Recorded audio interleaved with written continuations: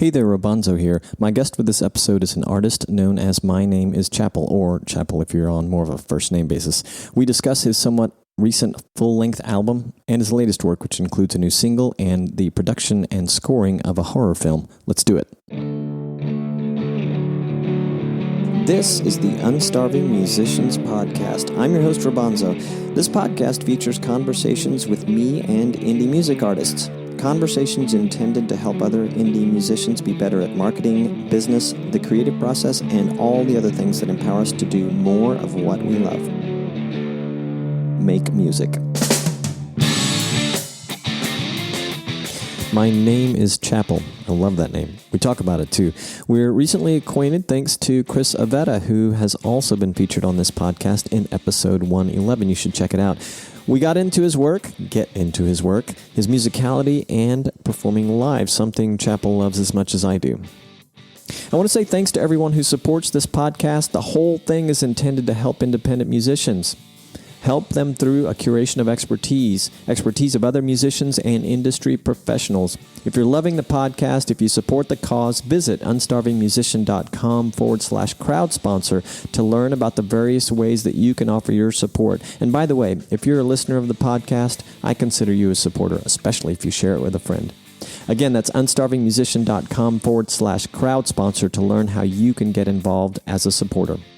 Have you heard of Bandzoogle? They power websites for musicians around the world, including Grammy winners. Their easy-to-use system will get you online fast. They have tons of mobile-friendly templates to help you customize your design and site content. It's built for musicians by musicians. Bandzoogle makes it easy to sell merch, grow your email list, integrate your socials, and they offer support from a musician-friendly team 7 days a week. Plans are affordable. Go to bandzoogle.com to start your 30-day free trial. Use the promo code Robonzo to get 15% off your first year. Again, that's bandzoogle.com, promo code Robonzo, Robonzo. Chapel was really fun to chat with, and I know I say that about almost everyone. Don't I? I can't help myself. There is so much enjoyment in these conversations. I can tell he's got whimsy. He's clearly very driven. He has a new single out today. Timing is everything, since this episode also dropped today. Here is my conversation with My Name is Chapel. How do you know Chris Avetta? Oh man, Chris Avetta is one of the first friends I ever made as a musician. I was like 15, 24 now, so a long time ago. Yeah. And I went to Lestat's open mic many moons ago. Chris Avetta was there, and she played, and I thought she was incredible, and we just I'm the type of person where if I see you and I see you do something where I'm like, oh, I want to be friends with that person, I'm kind of just going to make it happen. So I just kind of approached her and started bothering her until we became friends. And she has just been such a boss, like in our whole friendship. She's always kind of been a guide for me. She'll help me with this, and then I show her how to edit her Spotify profile, stuff like that. But she's a friend that I've made through music who has for a very long time been a friend outside of music as well. So one of the best people I've met doing music. She's amazing. Yeah, she really seems like a lovely person. I only know her through some conversations for and around the podcast, and somewhat ironically, I wanted to say ironically, I don't know if it's that ironical, but I tried to schedule her many months ago, and I screwed up, and it was a Saturday, and I wasn't used to doing Saturday morning interviews, and I just totally forgot, and she was really nice about it, but it just took us. We didn't have luck rescheduling, but then I was talking to Lindsay White, who you probably know too. Oh, yes. Yeah, and Chris came up because of the Lady Brain Fest, and I thought I got to reach out to her again. And so we just somewhat recently spoke, Chris and I.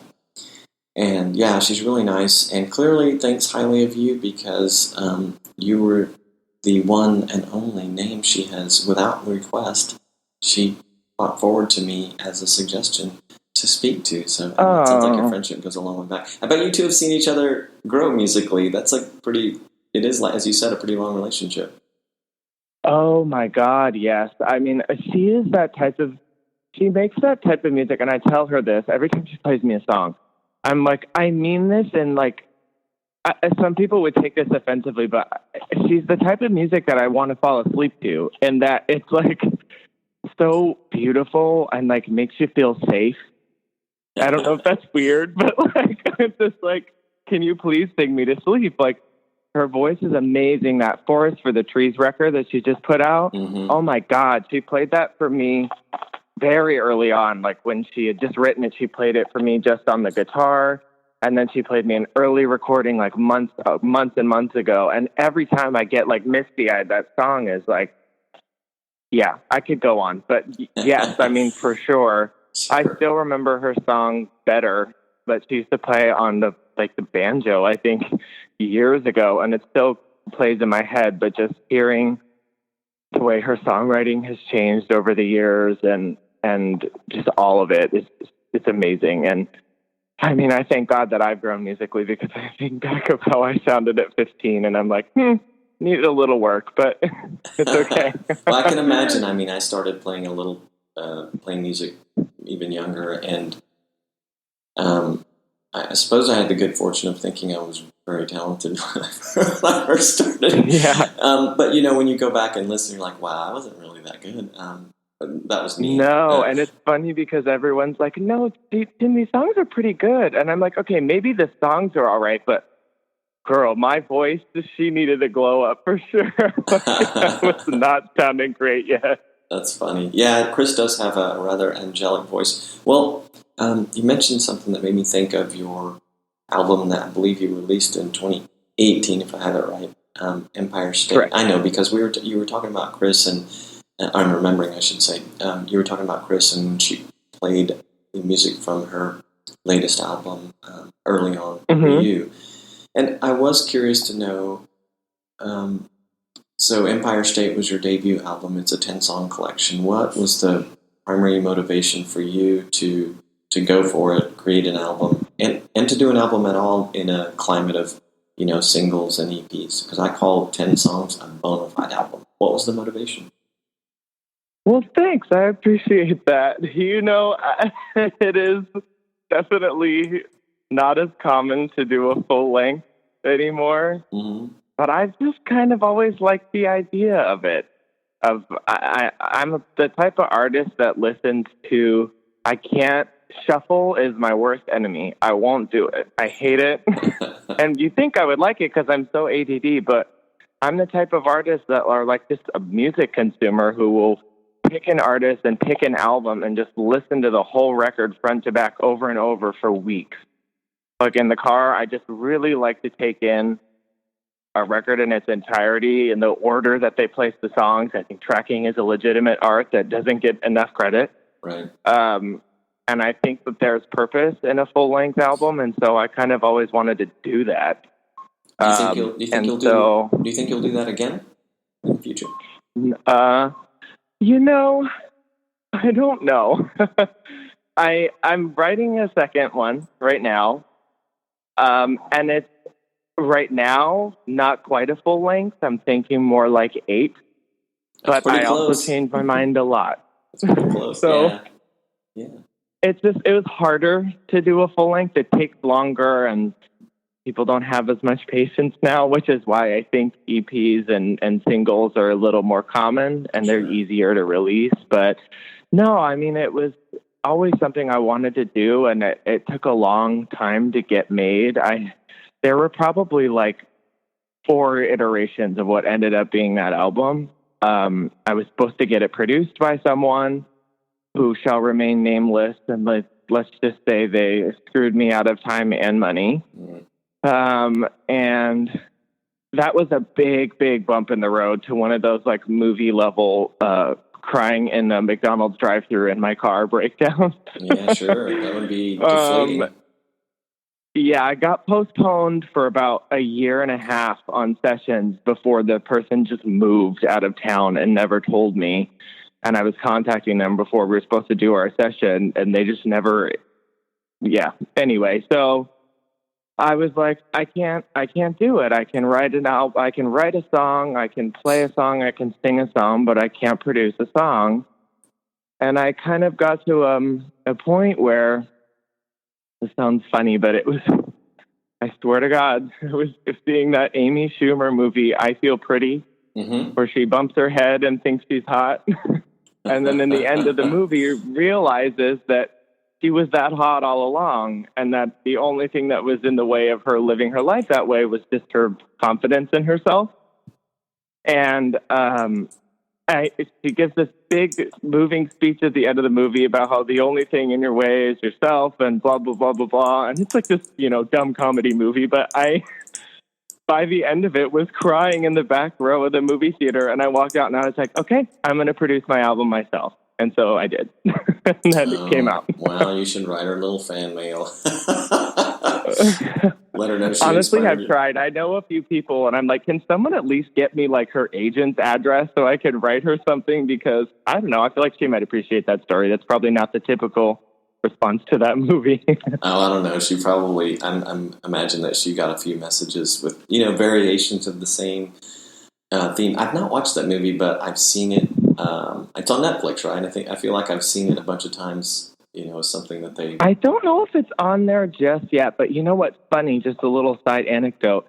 That was directed by Busy Phillips' husband, Mark, who I have met, and I did tell him that. Oh, that's good. And he was like, oh, okay. You could tell, again, not the typical thing they hear about that movie. It's like a body positivity movie. Meanwhile, I'm like, I can make an album myself. Take away. Well, hey, it was that big speech at the end that she gave that did for you. Well, right. And then, I suppose one last question before I move to the next one, before I forget. Did you grow up listening to albums? I mean, because you're really of the age that grew up. Oh my goodness! I hope that didn't come through. I'm a little distracted. I got beeping going on my alerts going on my computer. Sorry, but you're of the age where it was not as commonplace for full length albums to be a thing, or at least that's my perception. So anyway, yeah. Did you grow up listening to full length CDs or albums at home or anything, or what inspired you? Yes, for sure. I'm kind of lucky.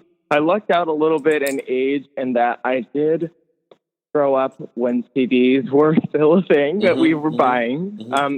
But the reason back then, you don't do this now because you have iTunes and streaming and everything. But back then, if you liked a song, like for instance, my first album I ever bought, I was like 5.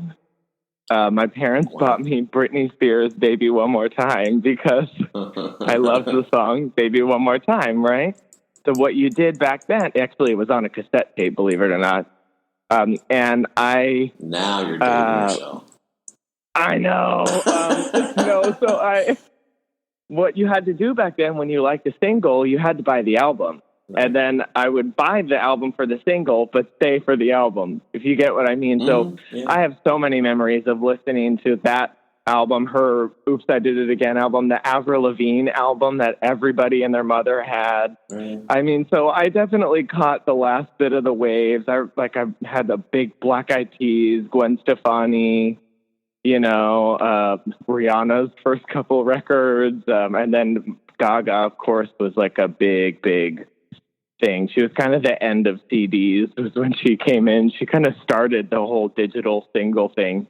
But yeah, definitely. And to this day, when albums come out, I go to the store and buy the physical one. I just like holding a hard copy. So yeah, I think I got lucky in as a kid in listening to full length albums. It's kind of what's kept me doing that today. Do you by chance own any vinyl or think about doing that? Oh yeah, lots of it. I have some good ones. I have an original pressing of Rumors, a Fleetwood Mac back from the 70s, not the ones they sell at Urban Outfitters now. My mom's friend had it in the attic. That's funny. Yeah. So I definitely do. I have all kinds of, I mean, I have current albums on vinyl. That's the new thing with merch. And Right.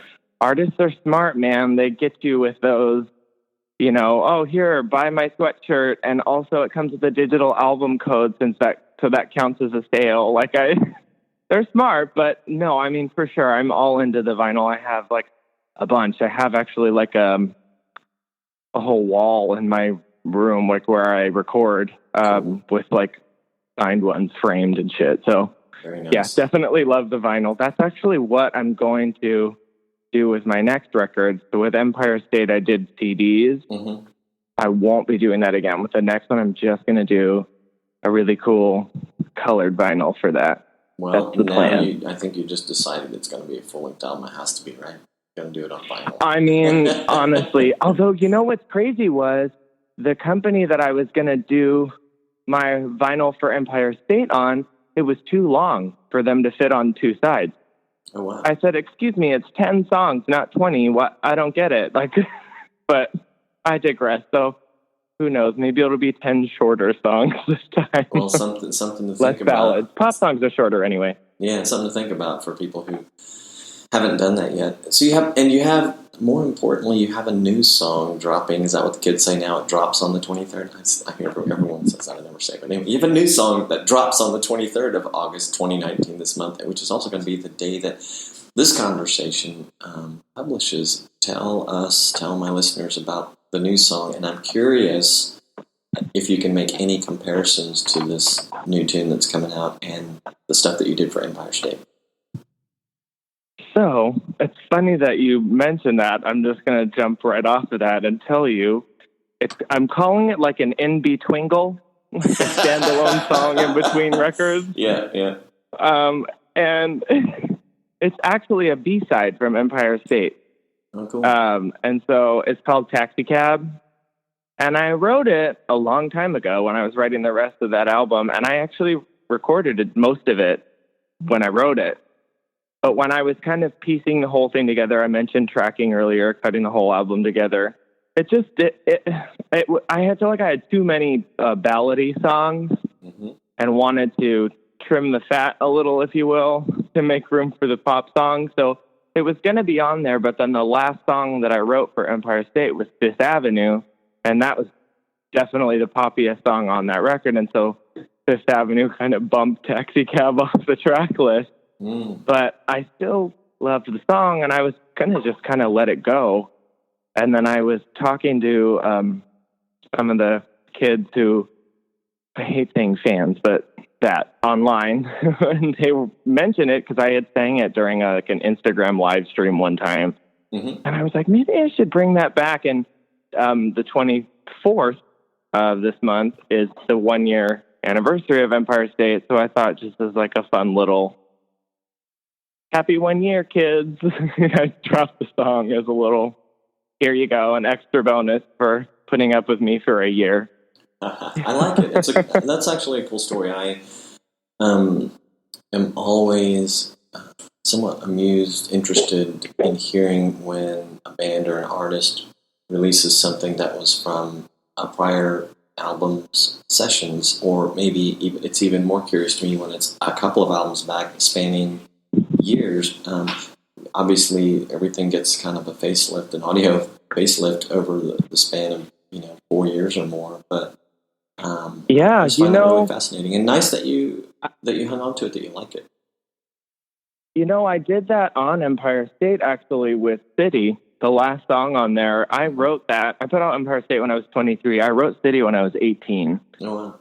And I used to sing it all the time at shows. And that was back when I was performing under my real name, Tim Connolly, which nobody can spell my last name. And I have the same name as a very popular NHL hockey player, which means I was on page 10 of Google.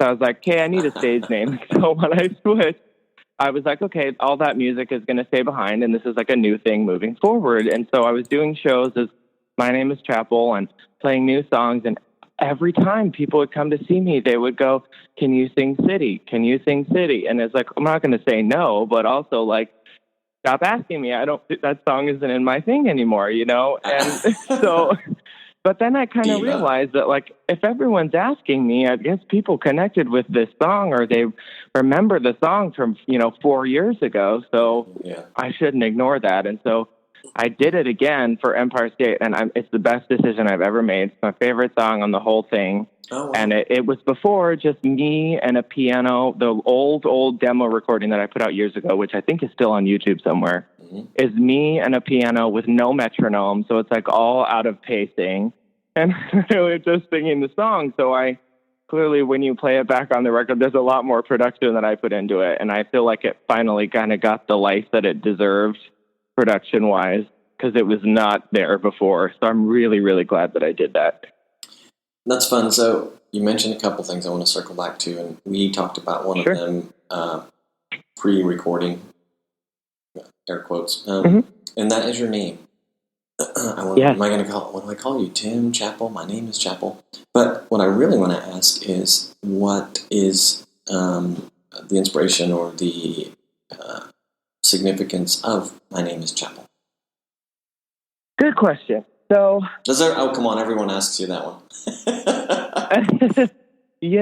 a lot of people, first of all, I appreciate that you just already knew how to say it, because for some reason, despite the word being spelled chapel, like the word chapel, like a church building, so many people for some reason think it's My Name is Chappelle. Don't know why. So my bio right now on it's either Twitter or Instagram literally says pronounced like the church, not the comedian's last name, because for some reason everyone thinks it's Chappelle. So you already scored a point with me there. But as far as where it actually came from, like I said, my name was just my real name, last name, Connollly. So just many, many places for people to misspell it. So just figured I kind of had always wanted to do a stage name, but didn't really have the guts to hunker down and do it, especially when you're not a big signed artist. I'm like, I mentioned Gaga a lot, but I'm like, people are going to see me do a stage name and go, what does he think, he's Lady Gaga? Like, no, but at the same time, like, I think having a name that's not your own can kind of help you feel braver putting out vulnerable stuff. So I had kind of always wanted to do it for that reason too. But where it actually came from was, very New York centric person. I love it out there. It's like my favorite place. Couldn't live there, but I love it. It's just Chapel Street in Brooklyn. I remember hearing Bonnie McKee, one of my favorite songwriters of all time, said, you can find song titles anywhere, on the street, in a book, like, just look for words everywhere.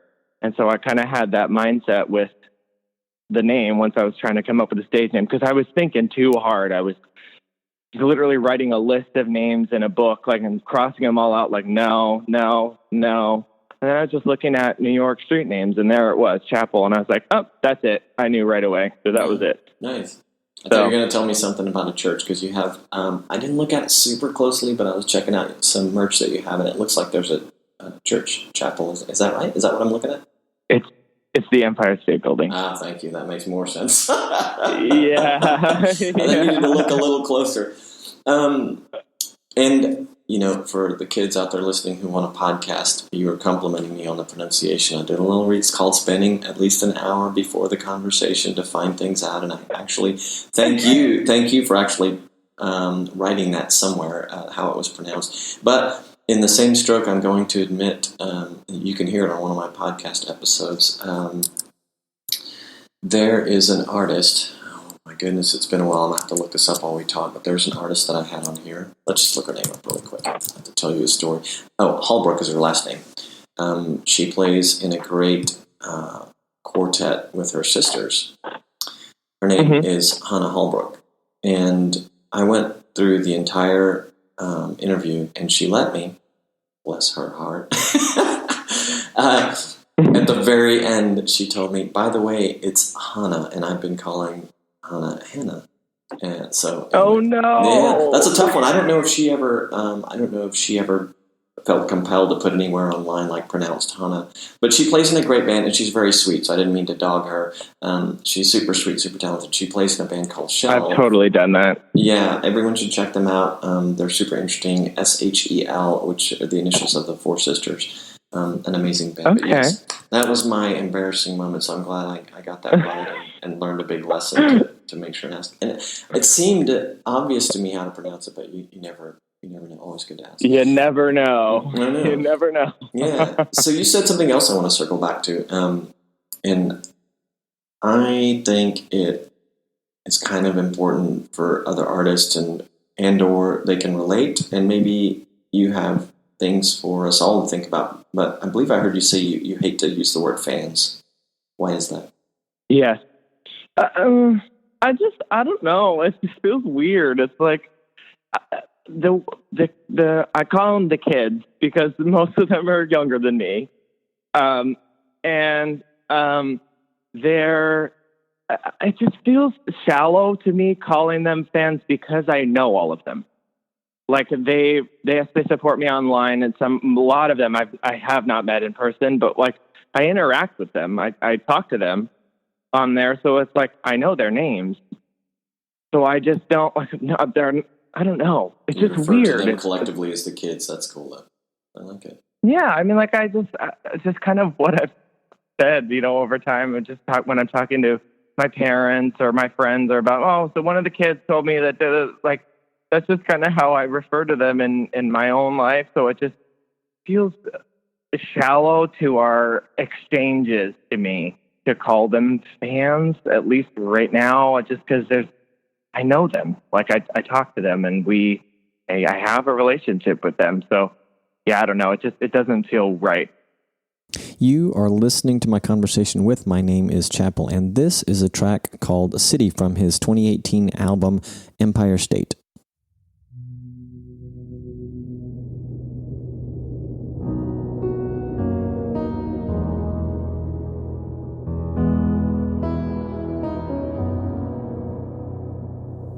City soul, small town body, and a long way to go. I got nothing in my pocket, 50 miles until the glow. I can't control how this will weather, but I can keep my spirit strong.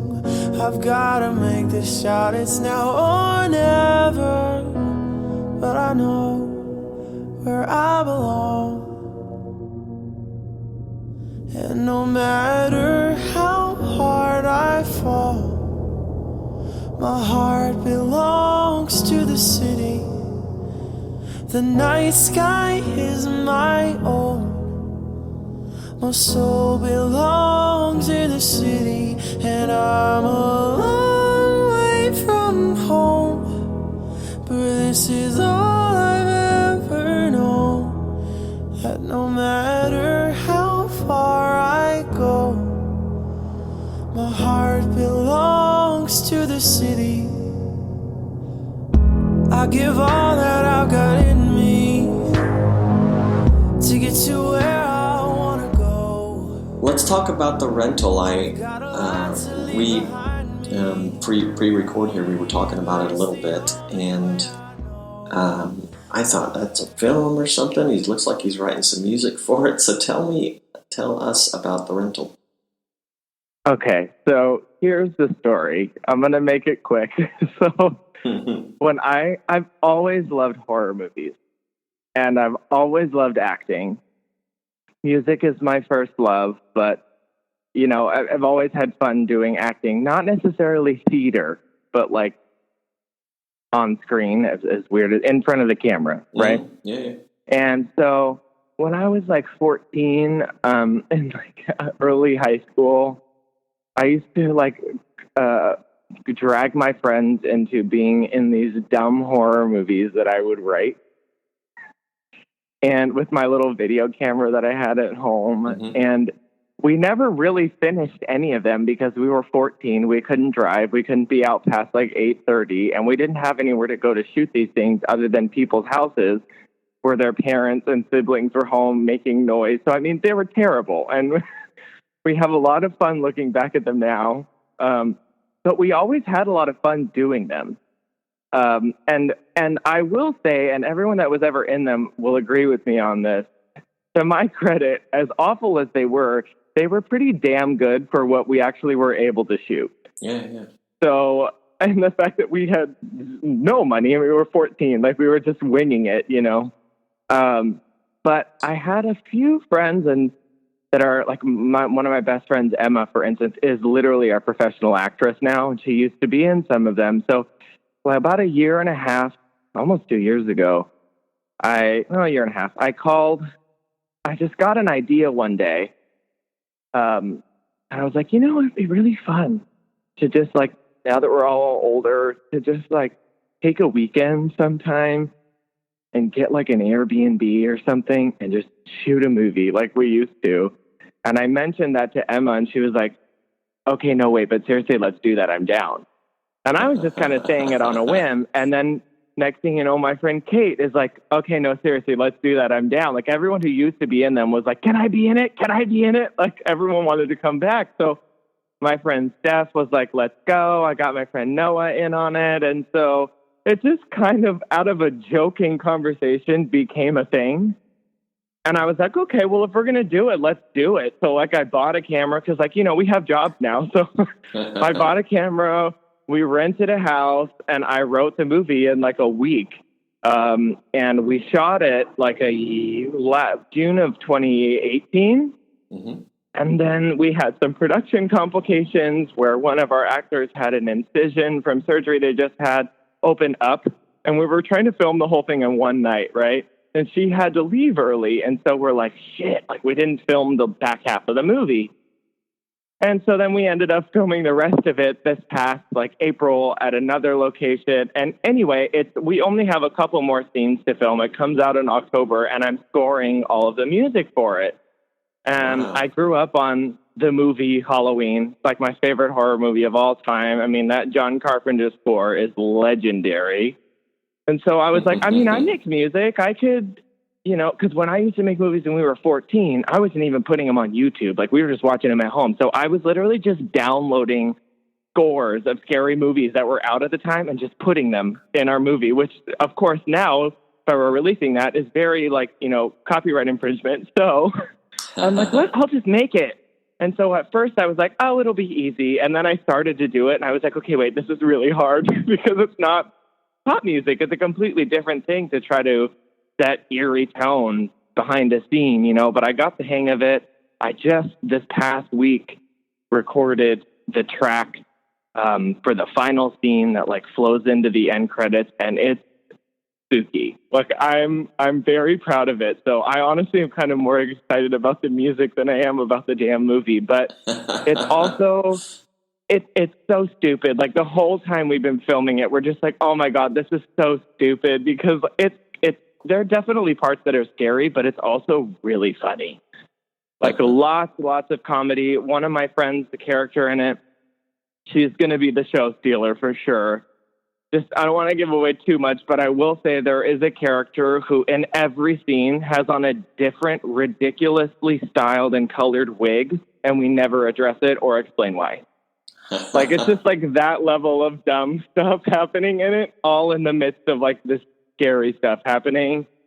So yeah, we've had a lot of fun doing that. I'm really excited for people to see it. And then when I'm going to piggyback off of that, we're actually, by the way, doing a premiere for that movie at Lestat on Adams in October. They have like a projector and everything. So we're having like a whole party event thing. So that's going to be really fun. But piggyback on that, what I'm also doing is in October that I've wanted to do for like 97 years was I'm putting out a little mini Halloween record. Cool. So we're doing a couple pop songs and then a couple interludes. And some of those are mixed in with the score from the rental. So I didn't want to be like pretentious enough to think anybody would care to listen to the score of the rental alone. So I was like, okay, well, let's mix it in with some pop tracks and throw it out, as a little Halloween record. That's a I've good always idea. wanted to do that. Yeah, I mean, Halloween's my favorite holiday. There's so much Christmas music, and I'm like, there's not enough scary pop songs. I want to like have something dark and spooky to jam to on October. And a few years ago, Bonnie McKee put out that Sleepwalker record that's like very Thriller-esque, but very current at the same time. And I was like, I want to do a whole album like this. And then last year, I don't know if you know Kim Petras, but she put out a Halloween record too. And I saw how many people were like, oh my God, we need this. And I was like, okay, I've wanted to do this long enough. Clearly people want it. So let's do it next year. So what's Kim's last I'm name? doing it.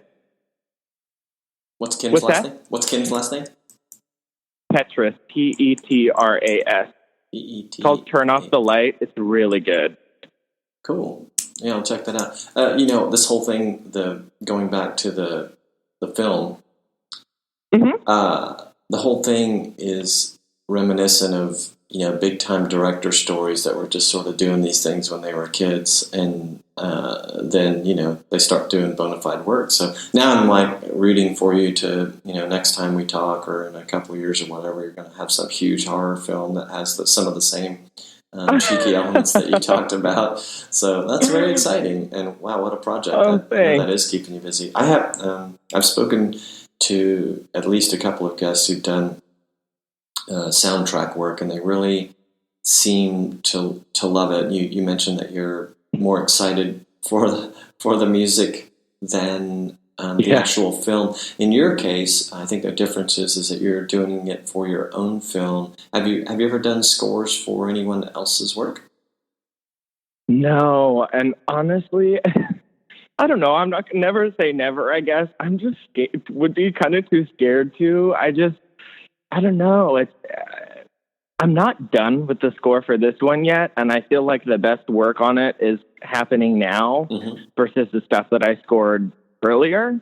I'm working on the more, got like a very gothic, synthy sound to it, and I'm very excited. It's very John Carpenter. Like, I think that's a sound that he kind of coined in horror, and recently kind of brought back to the forefront by Stranger Things. People really like that, and I love that sound too. So no, I haven't done anyone else's. I'm not saying I wouldn't be open to it. I just don't know how good I'd be at it.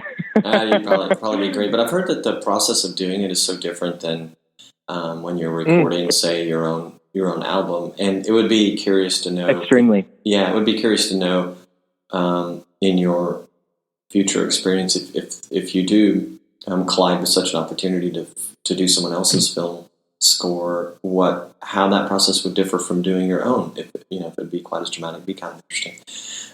Well, I don't know. I mean, I don't know. Right now, it's easy because, well, it's not easy, but I'd say it'd be easier doing my own because I kind of know the purpose behind each scene. So it's like I know what I want. Yeah, right. Whereas within someone else's, I'd be scared I wasn't giving them what they wanted.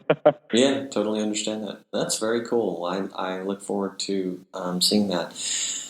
I also wanted to ask about your musicality. I think you briefly mentioned it, but you started playing young. I'm not sure if you did mention this part, but I read you're a self-taught piano player and kind of brute forced the skill or started working on it at the age of 13.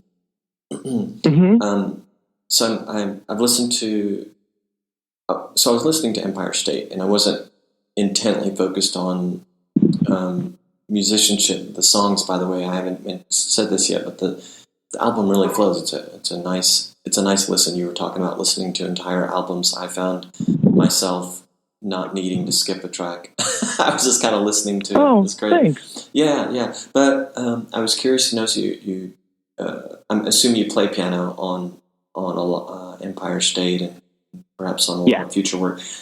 Can you talk a little bit about your musicality as it is today, and maybe the journey from 13 when you taught yourself piano or started teaching yourself piano to today? Are there any other instruments? And what did your learning look like? Great question.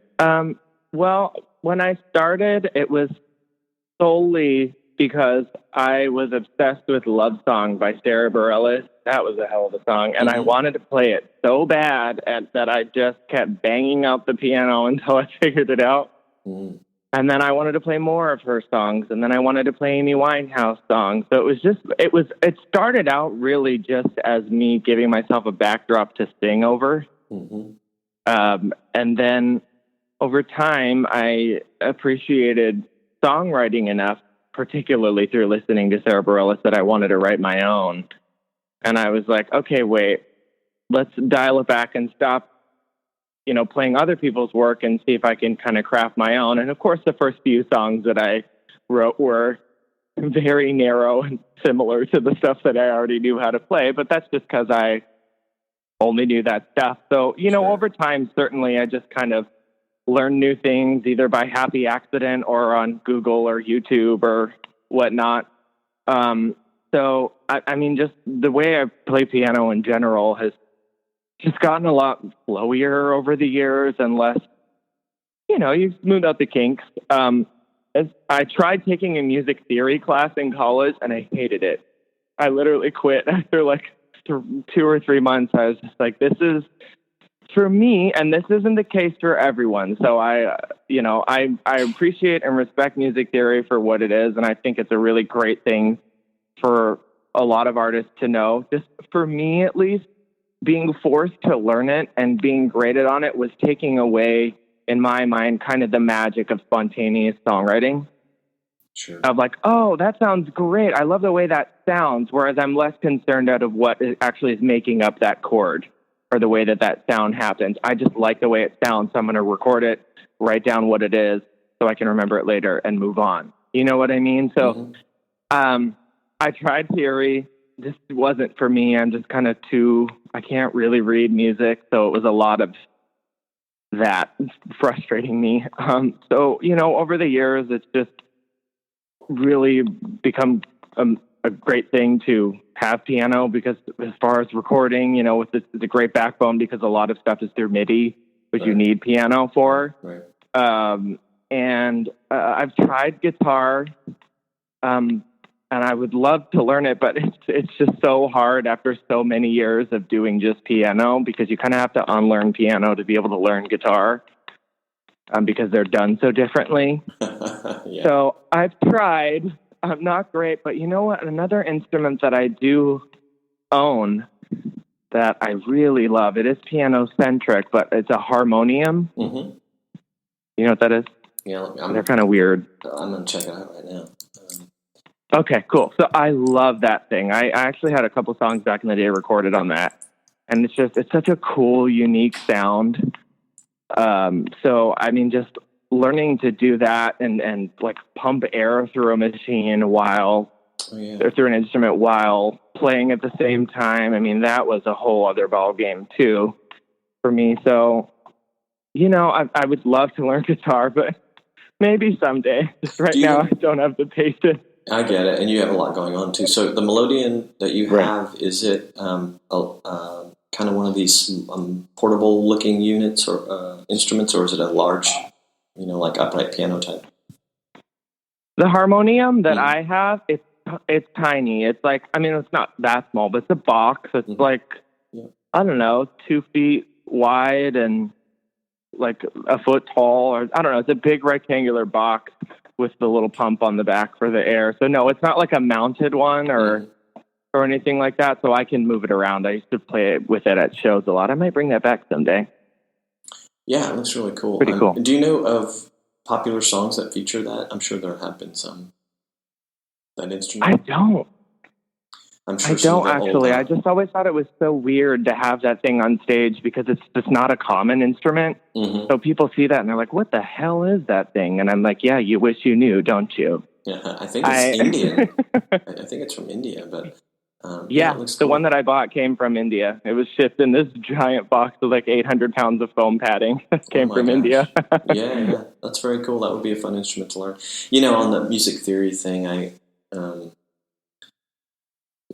so most of my musicianship, far and away, has been as a drummer, and I was self-taught. I took a little bit of formal or some classes in college, but I didn't major in music. retrospectively, I always wish that I had. But anyway, I didn't. And started taking lessons much later in life through an online instructor who's great, and did that for quite a while. But very recently, I wanted to relearn and improve my knowledge of theory for the sake of reading. But, in listening to all the things that you're doing, like for me, it is one of the things I can sit down and do on a weekly basis. And sometimes 5 mornings in a given week, I sit there and go through one of these classic books for learning music theory as a drummer. And it just is it's one of those things I'll do where I can't think of anything else. I'm just really focused on that. I know I'm exercising my brain and motor skills, and it's hard, but my hope is that someday I'll be able to share that common language with more extensively with other musicians. But having just barely scraped the surface, it's hard. But I wouldn't be surprised if in the future you go back and revisit it at some point, because your music career is really would love to be able to learn it. I just bad ADHD and sitting and focusing on learning something for so long. It's just hard for me, but I know there's value in it. For me, at the time that I was learning it, it was frustrating, and it didn't really, at least at that point, line up with what I was wanting to do. And it also was, I will say, to the credit of music theory's validity, I think a lot of my frustration also paired in the fact that the program that I was in very much wanted me to make classical music, and unfortunately was quite frowning upon the fact that I wanted to write pop songs. Right. In many aspects, and it's kind of sucky, as a music student, to not directly but very indirectly be discouraged from doing what you want to do with music. So that, I think, was another root of why I was like, oh, screw this, I don't want to be here. But I will say, as far as training goes, the best decision I ever made as a musician was to get vocal training. Oh, yeah. As a singer, my voice teacher was the next level guy. His name's Ken Anderson. If you're in San Diego, call him. He is the greatest, and just opened up a whole new side of my voice that I didn't even know I had. And to this day, I haven't seen him in a while, and to this day, I'm still finding new parts of my voice because of what the base of training that he gave me, and how to properly warm up, how to take care of your voice. I used to my voice broke 4 or 5 times a show before, and now it doesn't ever. And I find myself hitting notes carelessly and easily that I was screaming to hit when I was 15 and couldn't do. And now they just float on out because of his training. Just gave me the most incredible base for where I'm at now, and I'm still growing from it. Yeah, that's testimonial for taking formal vocal training for sure. So let's talk about one more thing and we'll wrap up here. I wanted to ask you about live performance. It's something I am kind of passionate about because it just is a place of zen for me to play live. But it looks like it's something that you really enjoy. And I'd read somewhere that your performances are referred to, among other things, as comedic. But can you talk about live performance and what it means to you and what you try to bring to it? Honestly, it's my favorite thing in the world. It's the best part of being a musician for me. When I'm recording and writing stuff, I'm already hearing it live in my head of what it's going to sound like, how the audience is going to take it in. It's such the greatest feeling, and I'm that weird person that is never nervous to perform. I know they say if you're not nervous, it means you don't care. It's not that. I get excited, I'm jumpy right before I walk on stage, I'm jumping up and down. Sure. But then once I'm on, I'm cool as a cucumber, and just kind of always where I felt most natural. And the shows, I would say, are very comedic, sometimes inadvertently. But I mean, it again depends on the venue, though. Some really kind of cut me down on talking time, but like if I mess up during the song, I'm gonna say something during the song. Like if I hit a wrong piano key, you'll see it on my face. I'm not trying to hide it. One of my favorite things that I've ever heard from an artist where I heard it and was like, oh, that's me, was I watched an interview with Kelly Clarkson, and she was like, listen, if I'm on stage and I hit a bad note, I'm going to go, oh, like she does it into the microphone. She hits it wrong. Oh, that was bad. Like I've totally done that. It's kind of a self-deprecating humor. I'm making fun of my own show the entire time, but God, I tell you, it is just the best feeling. And sometimes my jokes don't land with certain crowds, but it's fine. I'll keep pulling until I get them.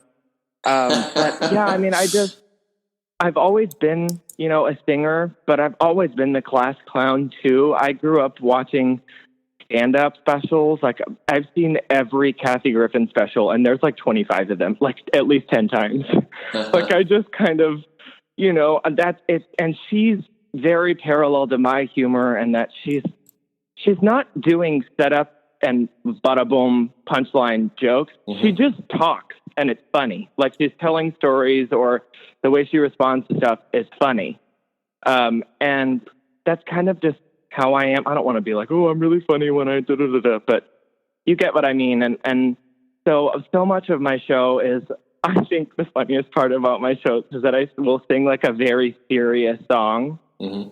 And then be like, anyways, enough of that shit. So who's here to have it like, you know what I mean? I just kind of like that. I love to, if you're in the front row at my gig, look out. I'm coming for you. I mess with everybody in the front row. I invested in a wireless microphone and in-ear monitors so that when people aren't interacting, I can come out in the audience and stick the mic in their face and go, sir, why aren't you here? Why aren't you clapping? Are you not having fun? And then just stand the mic in their face. And usually it's like some 65-year-old guy who's like, doesn't say anything. They're like, child, get out of my face. And I'm like, I just think that's so funny. So I'm kind of a dick on stage, but not really. Just a slight amount. But, I just like to have fun. And I don't know. I just think it makes the audience have so much more of a good time when you're cracking jokes and not taking it too seriously. It just makes the vibe so much lighter, and it takes, I think, the weight off of your shoulders a bit more as a performer too, because it's like, well, it's not going to hurt my feelings if I mess up and they laugh, because I'm already laughing at it because nobody thinks it's funnier than I do. Like, yeah, so humor has always been such a big part of who I am. So I just feel like it's almost ingenuine for me not to be cracking jokes. If anything, I feel awkward when I have to be serious and really calm and stuff. And, obviously I'm singing seriously when I'm singing a serious song, but then as soon as it's over, I'm cracking jokes here and there. But, just the interaction with crowds and being able to experience that and share the energy with them, it's honestly the greatest thing about being a performer. It's so amazing. I would do it every day if I could. I hope I get to someday. Yeah, well, I love that. You sound like an artist of many talents. We've talked about a lot of different things that you're into, that you've actually done, that you're aspiring to, and I think it's very cool. So it looks like everyone can check out everything about My Name is Chapel at mynameschapel.com. It looks like it links to spokes out to all of your work and all of your socials. And Chapel, My Name is Chapel, is CHAPEL.com. So check it out. Hey, man, thanks for spending time with me today. I really appreciate it. Hey, thanks, you too. I mean, everyone keep an eye out. We have stuff in October, and then I don't want to give a date, but early spring. I have an album coming out in the spring. Nice. So, all right. Hopefully I can talk to you then about it. You heard it here, hopefully, first on the Unstarving Musician. We'll talk to you again soon, Chapel. Thank you. Hey, thanks again for listening. If you are loving the podcast, please visit unstarvingmusician.com/crowd sponsor to learn about the various ways that you can offer your support. And again, if you're a listener, I consider you a supporter, especially if you shared it with a friend. Thank you. Have you heard of Bandzoogle? Yep, they're powering websites for musicians all over the world. Their easy system will get you online fast. They have tons of mobile-friendly templates to help you custom design your site and content. It's built for musicians by musicians. They make it easy to sell merch, grow your email list, integrate your socials, and they offer support from a musician-friendly team 7 days a week. Plans are affordable. Go to bandzoogle.com to start a free trial, and be sure to use the promo code Robonzo to get 15% off your first year. That's bandzoogle.com, promo code Robonzo, ROBONZO. Look for show notes and links to most everything mentioned in this episode at unstarvingmusician.com/podcast. Thanks so much for listening. With a whole lot of gratitude, peace, love, and more cowbell.